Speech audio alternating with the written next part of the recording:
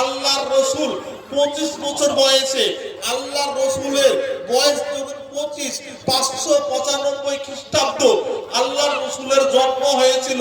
570 খ্রিস্টাব্দে আল্লাহর রসুলের জন্ম যখন হয় তার 25 বছর মাথায়, অর্থাৎ 25 বছর বয়সে 595 খ্রিস্টাব্দে আল্লাহর রসুল মানব সেবা করার জন্য, মানুষকে দেখভাল করার জন্য, মানুষের পাশে দাঁড়ানোর জন্য উনি একটা সংগঠন করেছিলেন। তার নাম ছিল হিলফুল ফুজুল। কি নাম বললাম? হিলফুল ফুজুল। হিলফুল ফুজুল মানে হচ্ছে ন্যায়ের শপথ নেওয়া। হিলফুল মানে হালফ থেকে এসছে, এটা মানে শপথ নেওয়া, কসম কাটা। আর ফুজুল মানে কল্যাণ, ফাজুল থেকে এসছে, ফাদাইল থেকে এসছে, ভালো কল্যাণ, ভালো কাজের শপথ নেওয়া। আল্লাহ রসুল নিজেই মানুষকে নিয়ে সংগঠন করেছিলেন 25 বছর বয়সে। তার নাম হিলফুল ফুজুল ছিল। কিন্তু তখনও আল্লাহর রসুল দ্বীনের প্রচার শুরু করেননি। কারণ আল্লাহর রসুল, আল্লাহর নবীর বয়স যখন 40 হয় তখনই কোরআন নাজিল হয়েছিল। তারপর থেকে নামাজ রোজার কথা শুরু হয়েছিল, কোরআনের কথা শুরু হয়েছিল। আল্লাহর রসুলের বয়স 40 হওয়ার আগে পর্যন্ত উনি নবী প্রচার হননি বা নবুয়ত হননি, ওনাকে নবী ঘোষণা করা হয়নি। তার আগে এমনি সামাজিক কাজ করেছেন। আল্লাহ রসুল দুনিয়ার বুকে এসেছিলেন সামাজিক কাজ করার জন্য। আল্লাহ রসুল দুনিয়াতে এসেছিলেন মানুষের ভালো কাজ করার জন্য। আমরা যেমন নামাজ পড়ে ইবাদত মনে করি, দ্বীন ইসলাম শুধু নামাজ নয়, নামাজও ইবাদত অবশ্যই। নামাজকে ইবাদত বলছি না তা নয়, নামাজ অবশ্যই ভালো ইবাদত, কিন্তু শুধু নামাজ নয়, একটা পূর্ণাঙ্গ জীবন ব্যবস্থার নাম হচ্ছে ইসলাম। পূর্ণাঙ্গ, পূর্ণাঙ্গ বলতে কি? নামাজ রোজা যেমন আছে, বাপ মার সঙ্গে কি ব্যবহার করবেন, বাপের কি দায়িত্ব আছে সন্তানের উপরে, সন্তানের কি দায়িত্ব আছে বাপের উপরে, আপনার কি দায়িত্ব আছে পড়োশি, আপনার যারা পড়োশি তার উপরে, আপনার গ্রামের মানুষের মধ্যে কি দায়িত্ব আছে, একজন অসুস্থ হলে তার মধ্যে কি দায়িত্ব আছে, সবগুলোই হাদিস আছে, সব আছে। যেমন আল্লাহ রাসূল এটা বলেছেন যে ব্যক্তি পরিপূর্ণ মুমিন নয় ওই ব্যক্তি যার পড়োশি ক্ষুধার্ত অবস্থায় দিন কাটায়, না খেয়ে থাকে, সে ব্যক্তি পরিপূর্ণ মুমিন নয়। আল্লাহ রাসূল বলেছেন। আল্লাহ রাসূল এই কথা বলেছেন যে ব্যক্তি যার হাতের দ্বারাই, যার মুখের দ্বারাই কেউ কষ্ট পায়, সে পরিপূর্ণ মুমিন নয়। আল্লাহ রাসূল এই হাদিসে বলেছেন, মিশকাত শরীফে আছে, বুখারী শরীফে আছে, মুসলিম শরীফে আছে। আল্লাহ রাসূল আমার বলেছেন যে ওই ব্যক্তি মানে ওই ব্যক্তির প্রতি আল্লাহ দয়া করবে না, মানে আল্লাহ রাব্বুল আলামিন দয়া করবেন না ওই ব্যক্তির উপরে। মাল্লা ইয়ারহামুন নাস, যে ব্যক্তি মানুষের প্রতি দয়া করে না, আল্লাহ দয়া করবে না ওই ব্যক্তির প্রতি যে ব্যক্তি মানুষের প্রতি দয়া করে না। আল্লাহ রাসূল এই কথাও বলেছেন। আল্লাহ রাসূল এই কথা বলেছেন, উপরওয়ালা দয়া করবেন না যে ব্যক্তি, মানে উপরওয়ালা দয়া করবেন না ওই ব্যক্তির উপরে যে জমিনওয়ালার উপরে দয়া করে না। আল্লাহ রাসূল সামাজিক কাজ সম্পর্কে অনেক অনেক হাদিস বলেছেন। আল্লাহ রাসূল বলেছেন মানুষের হক এটা, কোন ব্যক্তি যখন অসুস্থ থাকে, কোন ব্যক্তি অসুস্থ বিছানায় পড়ে আছে, তাকে দেখতে যাওয়া এক মুমিন আর এক মুমিনের হক, এটা যেতে হবে। আল্লাহ রাসূল যে বলেছেন হাদিসের মধ্যে, মিশকাত শরীফে হাদিসে আছে, 32 নম্বর পৃষ্ঠার হাদিস, মুসলিম শরীফে আছে। আপনারা সবাই জানেন যে মানে সাদকায়ে জারিয়া, মানুষ মারা গেলেও নেকি পেতে থাকে, কোনো নেকি পাওয়া যায় না, মারা গেলে নেকির দরজা বন্ধ হয়ে যায়। কিন্তু 3 প্রকার নেকি আছে, 3 প্রকার ভালো কাজ আছে যেগুলো মানুষ যদিও মারা যায়, যদিও কবরে চলে যায়, কবরে শুয়ে শুয়ে নেকি পাওয়া যায়। আবু হুরায়রা রাদিয়াল্লাহু তাআলা আনহু থেকে বর্ণিত, উনি বলছেন রাসূলুল্লাহ বলেছেন, রাসূলুল্লাহ বলেছেন যে ইজা মাতা ইনসান ইনকাতা আনহু আমালুহু, মানুষ যখন মারা যায় তার নেকির দরজা বন্ধ হয়ে যায় ইল্লা মিন সালাসাতিন, কিন্তু তিন প্রকার নেকি এমন আছে মানুষ যদিও মারা যায় কবরে শুয়ে নেকি পায়। তার মধ্যে এক নাম্বার হচ্ছে ইল্লা সাদাকাতিন জারিয়া, এক নম্বরে সাদকায়ে জারিয়া। সাদকায়ে জারিয়া কাকে বলা হয়? আমরা খুব বলি মসজিদে এসে ইট দান করছেন, যতদিন মসজিদ আছে কবরে শুনে কি পাবেন? অবশ্যই ঠিক। মাদ্রাসায় দান করেছেন, ইট দিয়েছেন, ওই ইটটা যতদিন থাকবে কবরে শুনে কি পাবেন, এটাও ঠিক। তদ্রূপ আরো অনেক আছে যেগুলো হয়তো সবসময় বলা হয় না। যেমন আপনি মাঠের মধ্যে গাছ লাগিয়ে দিয়েছেন, টিউবওয়েল করে দিয়েছেন, ওই গাছের ছায়াতে লোকে আরাম করবে। ওই গাছের ফল হোক, পাতা হোক, পশুতে খাক বা মানুষে খাক, আপনি টিউবওয়েল পুঁতে রেখেছেন, ওই টিউবওয়েলের পানি মানুষের পশুতে পান করবে, আপনি কবরে শুয়ে নেকি পাবেন। আপনি কোন অসহায় মানুষকে দান করেছেন, আপনারা দেখভাল করেছেন, ওই অসহায় মানুষটা যতদিন থাকবে আপনার জন্য দোয়া করবে, আপনি কবরে শুয়ে নেকি পেতেই থাকবেন। বলে সুবহানাল্লাহ। সাদকা জারিয়া গুলো, যে সাদকা, যে দান, যে ভালো কাজ আপনি দুনিয়ায় করে যাবেন, এগুলো কবরে শুয়ে নেকি পাবেন। এগুলোই ফাউন্ডেশন থেকে হয়। দুই নাম্বার বলা হয়েছে আও ইলমিন ইনতাফাউ বিহি, এমন শিক্ষা, কাউকে ভালো শিক্ষা দিবেন, ওই শিক্ষার উপরে ওই ব্যক্তি থাকবে যতদিন, বা ওই ব্যক্তিরা আরো কাউকে শিক্ষা দান করবে, তারা দুনিয়াতে ভালো কাজ করবে, আপনি কবরে শুয়ে নেকি পাবেন। আপনি শিক্ষা দিলেন, রাসূলুল্লাহর হাদিস, মানুষের প্রতি দয়া করতে হবে, এতিম ছেলেদেরকে দেখতে হবে। আল্লাহ রাসূল আমার বলেছেন, মিসকাত শরীফে হাদিসে আছে, বুখারী শরীফেও আছে, তিরমিজি শরীফে আছে, আল্লাহ রাসূল বলেছেন কোন এতিম ছেলের মাথায় যখন আপনি হাত বুলাবেন, এবং যতগুলো চুলের উপর দিয়ে যাবে প্রত্যেকটা চুল হিসাবে আপনি কবরে শুয়ে, বা আপনি প্রত্যেকটা চুল হিসাবে আপনি নেকি পাবেন। বলে সুবহানাল্লাহ। হাদিসের কথা এগুলো। সেই দিকে লক্ষ্য করে আজ আমাদের রূপনপুর সোশ্যাল ওয়েলফেয়ার ফাউন্ডেশন প্রায় 10 জন এতিম ছেলেদের দায়িত্ব নিয়ে পড়াশোনা করাচ্ছে। কেউ পড়ছে স্কুলে, কেউ পড়ে মাদ্রাসায়, কেউ পড়ে মিশনে, কেউ মেয়েদের মাদ্রাসায় বানাতে পড়ে।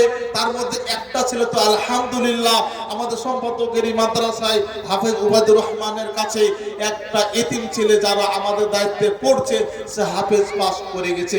বলে আলহামদুলিল্লাহ। আমরা তাদের হাত খরচ থেকে নিয়ে পুরো খরচ দিয়ে থাকি সংগঠনের পক্ষ থেকে। শুধু তাই নয়, আমাদের সংগঠন থেকে বলা আছে আমাদের অঞ্চলে যতগুলো এতিম ছেলে আছে তাদের পূর্ণাঙ্গ দায়িত্ব যেমন আমরা নিব, হাত খরচ থেকে নিয়ে খাওয়া দাওয়া থেকে, মানে তার স্কুল বই খাতা থেকে নিয়ে যেখানে পড়াশোনা করবে সেখানকার খরচ সব যাবতীয়।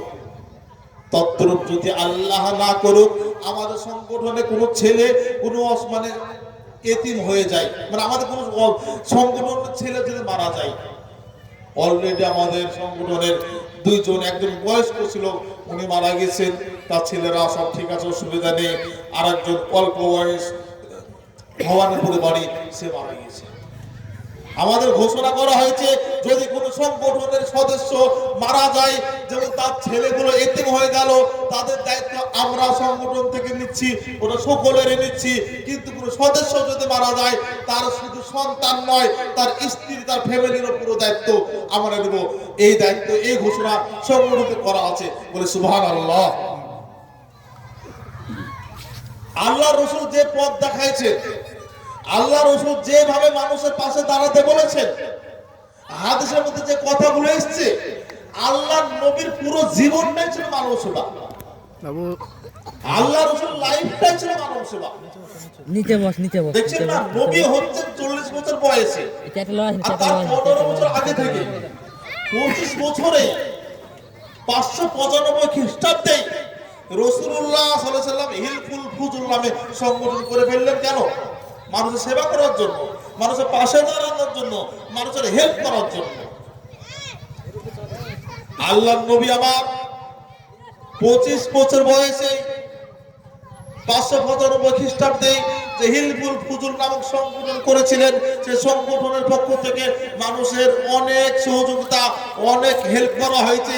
তারা অন্যায় করেছিল, কারো প্রতি জুলুম, তার পাশেও দাঁড়িয়ে কেউ টাকা মেরে দিচ্ছিল, টাকা দিচ্ছিল না, তার কাছে গিয়েও সেই টাকা আদায় করা হয়েছে। তুমি একটি ঘটনা, আবু জেহেল এলাকার নেতা মানুষ ছিল, আর একজন মানুষ ছিল এতিম, তার বাপ টাকা রেখেছিল আবু জেহেলের কাছে। আবু জেহেল কিন্তু সে টাকা দিতে অস্বীকার করছে, দিচ্ছে না। তো তার বাপ মারা গেছে, এতিম হয়ে গেছে ছেলেটা, তার টাকা দিচ্ছে না। সবার কাছে যাচ্ছে, সবাই বলছে ও তো আবু জেহেল নেতা, কি করে যাবো তার কাছে, মারবে ভয় একটা, এলাকার দাদা। লাস্টে সবার কাছে যাচ্ছে, কিছু মানুষ বলল আর কি করে ওই লোকটাকে বলো আদায় করে দিবে, মানে উনি আমাদের নবী, উনি এক সাইডে বসছিলেন ধ্যানে, ওরে আর কি করে বলেছিল। আল্লাহ নবীকে গিয়ে বলা হয়, আল্লাহ রসুল বললেন ঠিক আছে চলো। আল্লাহ রসুল চলে গেলেন, পেছন থেকে সে লোকগুলো বলছে এত বড় লোকের কাছে কিভাবে যায় দেখি, আমরা দেখার জন্য যাচ্ছিল। কিন্তু আল্লাহ নবী যখন তার দরজায় গিয়ে ধাওয়া মারা হলো, আবু জেহেল বেরিয়ে এসছে। আল্লাহ নবী বললেন, এই ব্যক্তির পিতার টাকা তোমার কাছে আছে, এই টাকাগুলো তুমি কবে দেবে? যদি টাকা না দাও, আমার হিলফুল ফুজুল নামক যে সংগঠন আছে, এই সংগঠনের দ্বারা ব্যবস্থা নেওয়া হবে। নিব রামকৃষ্ণপুর থরথর করে কাঁপতে লেগেছে। আবু জেহেল বলল টাকাটা পরিশোধ করে রামকৃষ্ণপুর ডেট নেওয়া হলো। আল্লাহ নবী চলে আসলেন, সেই লোকগুলো যারা চুরি করে দেখছিল, তারা সে আবু জেহেলের দরবারে ঢোকার পরে বলল, আপনি নেতা হয়ে কিভাবে মেনে নিলেন? বলেন। আবু জেহেল বলছে, মুহাম্মদ এসেছিল আমার গেটের সামনে, আমার দরজায় থাবা মেরেছে, আমার মনে হয়েছে ভূমিকম্প শুরু হয়ে এসে, আমার মনে হয়েছে গেট খোলার সঙ্গে সঙ্গে যখন ওকে দেখলাম, মনে হলো ও যা বলবে তাতে আমাকে হ্যাঁ দিতে হবে, না হলে আমাকে খেয়ে ফেলবে। আমার ভয় ঢুকে গিয়েছিল একটা, আল্লাহর পক্ষ থেকে সেটাকে পরিশোধ করে দেওয়া হয়। যেটা বলছিলাম, মানব সেবা সম্পর্কে আল্লাহ রসুল সারা জীবনটা কাটিয়েছেন। মানুষের পাশে দাঁড়ানোর ব্যাপার দিক থেকে অনেক অনেক হাদিস আছে, অনেক কোরআন আছে, হাদিসে আছে। তাহলে আমরা মানব সেবার কাজ করব, মানুষের পাশে দাঁড়াবো কেন? দিন মনে করে, এটাও দিন, এটাও ধর্ম, এটাও রসুলের দেখানো পথ। যেমন নামাজ পড়া ইবাদত, মানুষের পাশে দাঁড়ানো ইবাদত। আমি এক্ষুনি বললাম এতিম ছেলেদের পাশে দাঁড়ানো ইবাদত। আল্লাহ রসুল আমার বলেছেন আপনার ক্ষুধার্তকে খেতে দেওয়া ইবাদত। আল্লাহ রসুল আমার বলেছেন। এই জন্য আমরা রসুল্লাহকে মানার জন্য, কোরআনকে মানার জন্য মানুষের পাশে দাঁড়িয়ে মানুষকে বিপদ থেকে রক্ষা করব, মানুষের পাশে দাঁড়িয়ে মানুষের বিপদের সময় তাদের পাশে দাঁড়াবো। যে কোনো বিপদে মানুষ যখন আপনার কাছে আসবে, আপনি তার পাশে দাঁড়াবেন। এটাই একটা মানবতা, যেটা সব থেকে মানবতার বড় উদাহরণ আল্লাহ রসুল।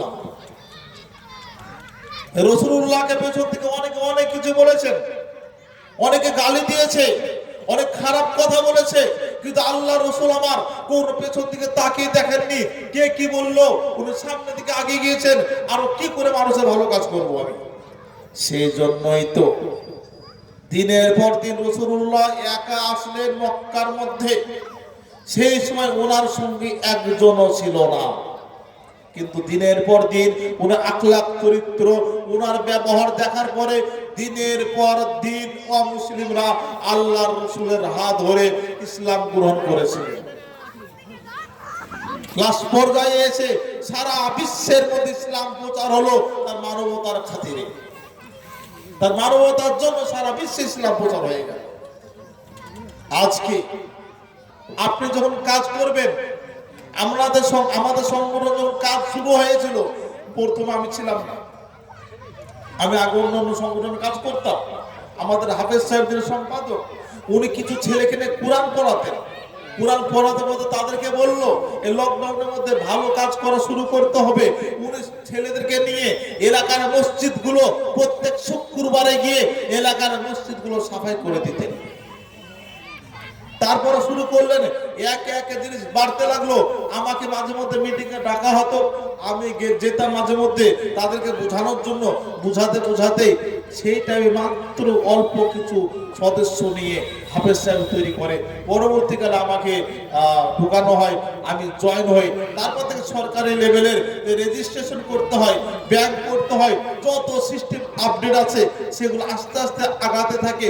এলাকার ছেলেরা যারা প্রথমে খারাপ কথা বলেছে, ইয়া করে কি হবে, তারা পরবর্তীকালে আমাদের কাছে এসেছে, ভাই বিপদে বলেছে, একটু রক্ষা করো।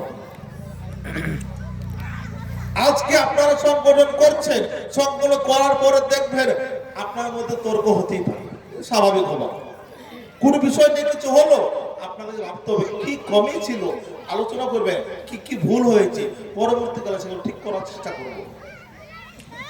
তর্ক করলো মানে এটা হয় না যে একজন ভুল পথে ঠিক পথে, তা হতে পারে দুজনেই ভালো, কিন্তু সে মনে করছে এই পথে গেলে বেশি ভালো হয়, আর আরেকজন মনে করছে না এটা করলে বেশি ভালো হয়।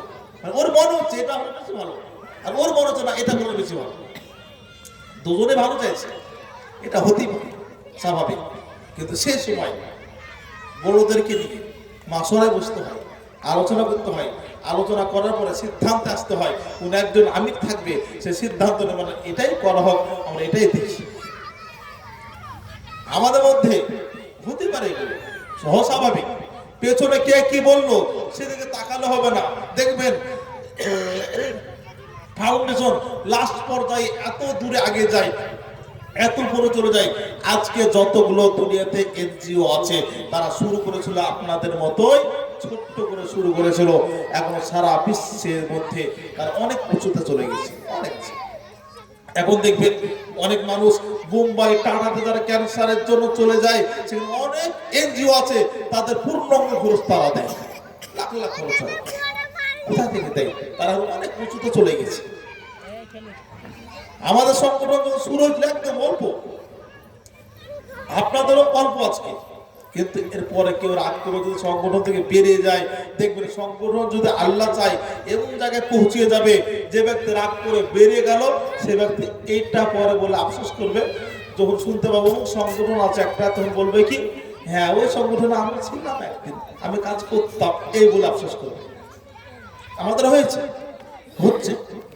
আমাদের সংগঠন শুরু হয়, তারপর থেকে আস্তে আস্তে কাজ করতে হতো অল্প টাইমের মধ্যে। আমাদের যৌথ সংগঠন আছে একটা, সে তার মধ্যে অনেক সংগঠন মিলিত একটা কমিটি আছে, সেই কমিটির মধ্যেও আমি নিজেও সহ সম্পাদকে আছি। পুরোর মতিয়া মুর্শিদাবাদ মিলে একটা সংগঠন আছে, মানে আমার সংগঠনের একজন আরেক সংগঠন আরেকজন করে কমিটি করা হয়েছে। তারা প্রত্যেকটা সংগঠনের লোক বলে যে মুফতি সাহেব আপনাদের রুকুনপুরে যে সংগঠন, তার নিয়ম, তার শৃঙ্খলাবদ্ধভাবে আপনারা চলেন, এটা আমি আজ পর্যন্ত আমরা দেখিনি। তারা নিজেরা বলে তাদের সংগঠন অনেক পুরাতন, অনেক আগেকার। তারা আমাদেরকে বলে আপনাদের সংগঠনটা অনেক সিস্টেম, হেভি সিস্টেমে চলে, আমাদের রেজুলেশন করা আছে, প্রত্যেক ধাপে ধাপে রেজুলেশন হয়, এই সিস্টেমে চলবে। আমাদের সংগঠনে কোনো রাজনৈতিক দলকে দায়িত্ব দেওয়া হবে না, করা আছে। কোনো রাজনৈতিক দলকে আমরা দায়িত্ব দিই না। হ্যাঁ, যখন প্রোগ্রাম হয় সবাইকে ইনভাইট করি আমরা। একদিনের মেহমান আসবে স্টেজে, একদিনের মেহমান একদিনে বিদায়। কিন্তু তারা কমিটির মধ্যে থাকে, তারা কেউ রাজনীতির লোককে আমরা কমিটিতে ঢোকায় না। সেই জন্য প্রত্যেকটা লোকে আমাদেরকে খুব ভালোবাসে। এমন কোন সংগঠন, এমন কোন পার্টি নেই, আমাদের এমন কোন পার্টি নেই যে পার্টি আমাদেরকে রক্তের জন্য ফোন করে না। প্রত্যেকটা পার্টি আপনার এলাকা থেকে নিয়ে অনেক পার্টির লোক লাস্টে পারে না, কোন আমাদেরকে করে। আমাদের সংগঠন সদস্যরা মিলে আমরা সেটাই ব্যবস্থা করি ইনশাআল্লাহ। এভাবে হয়ে আসছে। আমাদের সংগঠন শুরু হয়েছিল, এত কাজ ছিল না, আজকে যত কাজ চালু হয়েছে। আজকে প্রত্যেক বছর রমজান মাসে প্রায় 2 লক্ষ টাকা করে খাদ্য বিতরণ করা হয়। প্রত্যেক বছর শীতে প্রায় 150 থেকে 200 মানুষকে কম্বল বিতরণ করা হয়। প্রত্যেক বছর হঠাৎ করে বিপদ হয়ে গেল, আগুন লেগে গেল, কোনো বাড়ি পুড়ে গেল, সঙ্গে সঙ্গে খাবার থেকে নিয়ে তাদের বাড়ির পোশাক থেকে নিয়ে আমরা হাজির হয়ে যাই।